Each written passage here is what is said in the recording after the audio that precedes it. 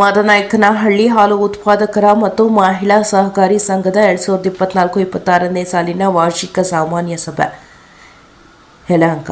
ಮಾದನಾಯಕನಹಳ್ಳಿ ಹಾಲು ಉತ್ಪಾದಕರ ಸಹಕಾರ ಸಂಘದ ವಾರ್ಷಿಕ ಸಾಮಾನ್ಯ ಸಭೆಯ ಅಧ್ಯಕ್ಷರಾದ ರತ್ನಮ್ಮ ಅಧ್ಯಕ್ಷತೆಯಲ್ಲಿ ಬೆಂಗಳೂರು ಸಹಕಾರ ಹಾಲು ಒಕ್ಕೂಟದ ಕಾರ್ಯಕ್ರಮ ನಡೆಯಿತು.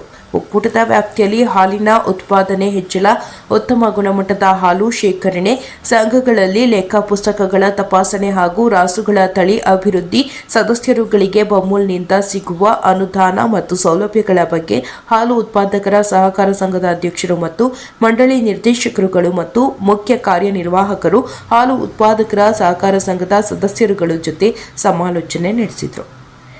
ಈ ಸಾಮಾನ್ಯ ಸಭೆಯಲ್ಲಿ ಕಾರ್ಯಕಾರಿ ಅಧ್ಯಕ್ಷರಾದ ರತ್ನಮ್ಮ, ಉಪಾಧ್ಯಕ್ಷರಾದ ಗಂಗಾರತ್ನಮ್ಮ, ವಿಸ್ತರಣಾ ಅಧಿಕಾರಿಗಳಾದ ಜಿ. ರಮೇಶ್, ಮುಖ್ಯ ಕಾರ್ಯನಿರ್ವಾಹಕಿ ಪದ್ಮಮ್ಮ, ಹಾಲು ಪರೀಕ್ಷಕ ಮೋಹನ್ ಕುಮಾರ್, ಮಂಡಳಿ ನಿರ್ದೇಶಕರಾದ ರತ್ನಮ್ಮ, ಗಂಗಮ್ಮ, ಮಂಜಮ್ಮ, ಸುಜಾತ, ರಾಣಿಯಮ್ಮ, ವಿಜಯಲಕ್ಷ್ಮಿ, ಭಾಗ್ಯ ಹಾಗೂ ಊರಿನ ಗ್ರಾಮಸ್ಥರು ಉಪಸ್ಥಿತರಿದ್ದರು.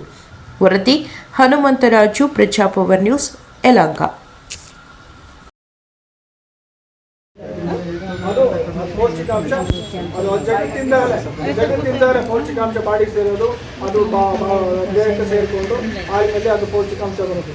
ಹಿಂದೆ ಅವ್ರು ಏನಾಗುತ್ತೆ, ಅದು ಹಸುನಲ್ಲಿ 4 ಮೊಟ್ಟೆ ಭಾಗ ಇರುತ್ತೆ. ಮೊದಲನೇ ಹೊಟ್ಟೆ ಭಾಗ ಏನು ಮೇವು ತಿನ್ನುತ್ತಲ್ಲ, ಆ ತಿನ್ನಂಥ ಮೇವು ತಗೊಂಡು ಮೆಲ್ಕು ಹಾಕುತ್ತೆ. ಅದು ಗಟ್ಟಿ ಪದಾರ್ಥ ಎಣ್ಣೆ ಹೊಟ್ಟೆ ಭಾಗಕ್ಕೆ ಹೋಗುತ್ತೆ.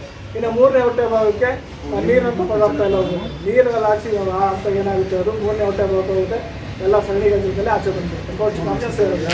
ಜಗತ್ತಿನ ಅದೇ ಮಿನರಲ್ ಮಿಕ್ಸರ್, ಅವನು ಪ್ರತಿ ಸಜ್ಜಗಳಿಗೆ 50 ಗ್ರಾಮು, ಸಂಜೆ 50 ಗ್ರಾಮ್ ಮಿನರಲ್ ಮಿಕ್ಸರ್ ಕೊಡಿ. ಅದು ಕ್ಯಾಲ್ಸಿಯಮ್, ಫಾಸ್ಫರಸ್, ಮೆಗ್ನೀಷಿಯಮ್, ಪೊಟ್ಯಾಷಿಯಮ್ ಅಂಶ ಎಲ್ಲ ಇರುತ್ತೆ.